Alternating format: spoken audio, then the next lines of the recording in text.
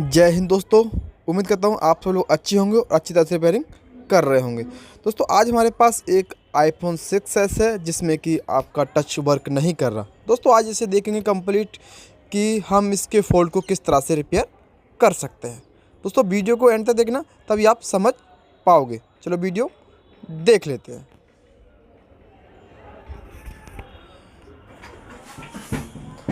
दोस्तों यहाँ पर हमने फोल्डर अलग कर लिया है। अब हम स्क्रू को ओपन करेंगे।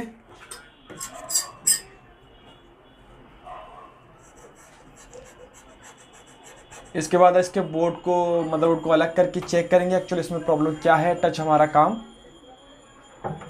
क्यों नहीं कर रहा है। दोस्तों ये इसका मदरबोर्ड है जो कि फ्रेश है एकदम, ठीक है, बट इसमें टच नहीं काम कर रहा है। हमने कई फोल्डर इसमें लगा के देख लिए। दोस्तों अब हम चेक करेंगे कि इसका टच आईसी कहाँ पे होता है। कि दोस्तों ये प्रॉब्लम सीधा टच से है क्योंकि ये बोर्ड फ्रेश है। हमने एक बार इसके जैक को देख लेते हैं, कहीं जैक में कोई दिक्कत तो नहीं, ठीक है, या जैक की कोई पिन टूटी तो नहीं, शायद इस वजह से हमारा टच काम नहीं कर रहा हो। यहाँ पर देख सकते हैं, एक बार हम जैक को देख लेंगे।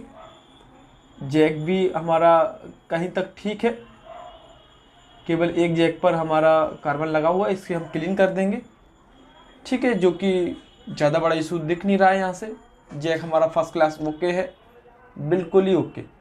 दोस्तों कभी भी आपको टच सेक्शन को रिपेयर करते हैं तो पहले आपको बेसिक फंडामेंटल करना होता है, जैसे फोल्डर चेक करना, टच चेक करना और अपना जैक चेक करना। दोस्तों इसके बाद सीधा आपको फिर इसकी टच कंट्रोल आईसी पर ही काम करना होता है, ठीक है।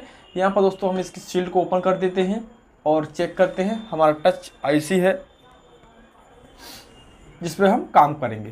दोस्तों कभी कभी ऐसा होता है कि ड्रॉप डाउन होने से टच की जो आईसी है वो लूज हो जाती हैं या ख़राब भी हो सकती है। दोस्तों हमारे पास ये टच आईसी है, ठीक है।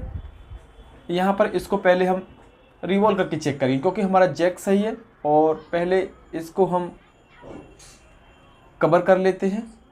इससे क्या है, किसी दूसरी आईसी पे हमारा हीटिंग ना जाए। यहाँ पर हमने कवर कर लिया है। दोस्तों ये हमारा टच आईसी है जिसको हम पहले तो रिवॉल्व करेंगे। अगर रिवॉल्व करने से हमारा काम होता है तो ठीक, नहीं तो फिर हमको इसे चेंज करना ही होगा।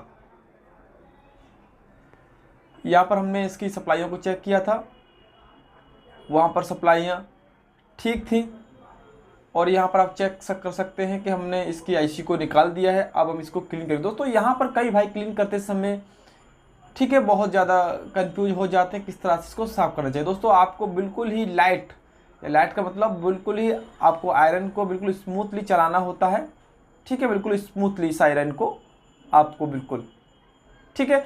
अगर आपके पैड्स मिल जाते हैं तो कोई दिक्कत नहीं है उनसे, वो पैड्स हमारे एक ही लाइन के होते हैं।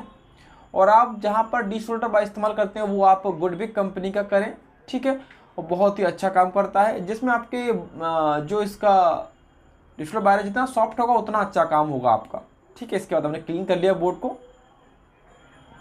अब यहाँ पे आप देख सकते हैं कि हमारा ये बिल्कुल क्लीन हो चुका है, ठीक है। अब इसको पेस्ट लगा दी एक और, फिर हम डिस्ट्रीब्यूटर वायर से इसे रफ यानी क्लीन करेंगे। उसे बोलते हैं फाइनल टच। इससे क्या है, सारे पैड्स एक समान हो जाएंगे, हमारे जो भी बॉल्स हमारा ऊंचा नीचा है वो सब एक समान हो जाएगा, ठीक है। आप इस तरह से भी कर सकते हैं। दोस्तों इस तरह साफ करने के लिए आपको हीट रखना होगा 280, और एयर आप रख सकते हैं 1 या 2 ओनली, और आप इस तरह से साफ कर सकते हैं। दोस्तों यदि यहाँ पर आप ज़्यादा हीट लेंगे तो आपका जो डिस्ट्रीब्यूटर वायर है जो कि खुद ही मेल्ट हो जाता है, यानी ख़राब हो जाता है। इसलिए आप यहाँ पर कम से कम हीट का इस्तेमाल करेंगे तो आपका ये आपका डिस्ट्रीब्यूटर वायर है वो भी सही से काम करेगा, ठीक है।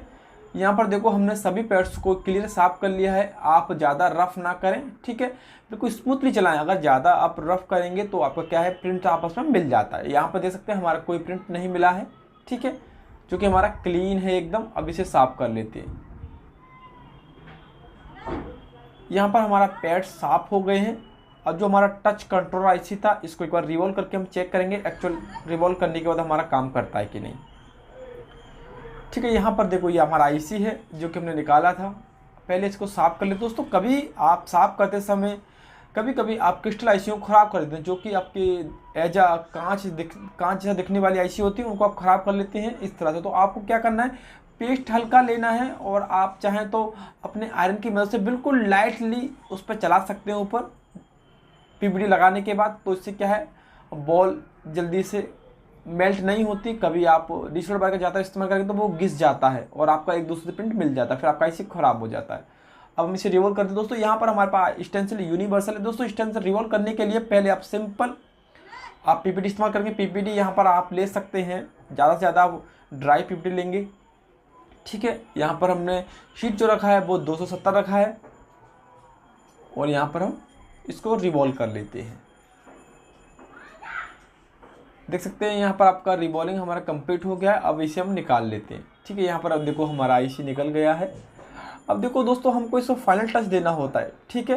अब हमको लगा के चेक करना होगा दोस्तों। लगाते समय आपको क्या करना है, पहले हम जब भी बोर्ड में आईसी को लगाते हैं तो सबसे पहले जो हमारे बोर्ड की जो पिंस होती है ना, वहाँ पर पहले हमको पेस्ट लगाना होता है दोस्तों। पेस्ट इसे लगाते हैं क्योंकि हमारा जो आईसी है वो वहीं पर चिपका रहे, यानी इधर उधर ना हिले। तो जो आपको ज़्यादा नहीं लगाना है, बिल्कुल लो यहाँ पर हमने लगा दिया है।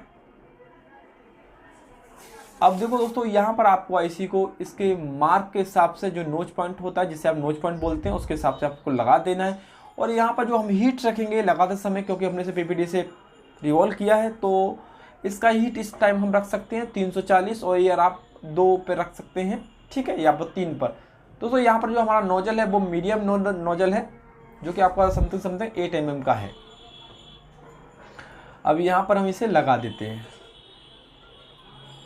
दोस्तों ये हमारा फर्स्ट वीडियो है आपका आईफोन से रिलेटेड, जिसमें कि हमने आपको टच सेक्शन के बारे में बताया है। आगे वाली वीडियो अब सारी आपको आईफोन से रिलेटेड भी मिलेंगी, ठीक है। यहाँ पर दोस्तों हमारा आईसी लग चुका है फाइनली।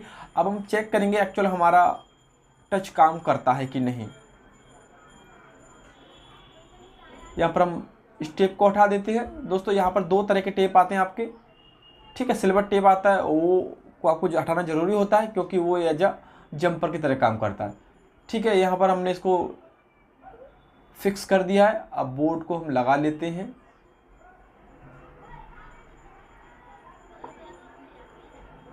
दोस्तों यहाँ पर आप ध्यान दें, जो आपका बैक कैमरे का जो पत्ता है उसको आप सही से लगाएं। अगर पहली बार आप आईफोन ओपन कर रहे हैं तो आपको ध्यान देना चाहिए। हर चीज़ को आपको बिल्कुल ही स्टेप बाय स्टेप चेक करना चाहिए। यहाँ पर देखो हमने बैटरी लगा दिया है, ठीक है। अब हम एक बार फोल्डर को लगा लेते हैं।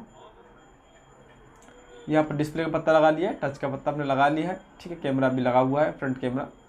दोस्तों यहाँ पर हमने सेट को चालू किया है। अब देखते हैं, शायद उम्मीद है हमारा टच काम कर जाना चाहिए, ठीक है, क्योंकि हमारा शायद आईसी ड्राई हो गया था। आईसी देखने में तो सही लग रहा था एकदम। तो जब आपका सेट में फ्रेश सेट रहे, सेट में शॉर्टिंग रहे, तो हमने देखा है ज़्यादातर आपकी आईसियाँ रिवॉल्व करने से ठीक हो जाती है, क्योंकि वो ड्राई हो जाती हैं। अगर शॉर्ट सर्किट होने पर ही आईसी ख़राब होती है, अदरवाइज आईसी हमने देखा है ख़राब नहीं होती, ठीक है। थोड़ा सा वेट करते हैं दोस्तों। यहाँ पर हमारा कंप्लीट चालू हो गया है। अब हम एक बार देखते हैं कि शायद हमारा सेट, इसका ये देखो कोड है इसको ओपन करने का, और हम इसको दोस्तों ये देखो हमारी फाइनली टच काम कर गई है फर्स्ट क्लास तक। दोस्तों ऐसा इसलिए होता है क्योंकि आप समझो, अगर आपके सेट में शॉर्टिंग नहीं है, आपके सेट में अगर शॉर्टिंग नहीं है और आपका कोई आईसी अगर दिक्कत दे रहा है, तो इसका मतलब वो आईसी ख़राब नहीं है, वो आईसी का क्या होता है, ड्राई हो जाता है, ठीक है। यहाँ पर वही केस था, आईसी ड्राई हो गया था, हमने आईसी को चेंज कर दिया दोस्तों, हमारे फर्स्ट क्लास तरीके से टच काम कर गया। उम्मीद करता हूँ दोस्तों आपको इससे समझ में आया होगा किस तरह से आपको स्टेप बाय स्टेप चेक करना चाहिए। दोस्तों वीडियो अच्छी लगी चैनल सब्सक्राइब कर लेना,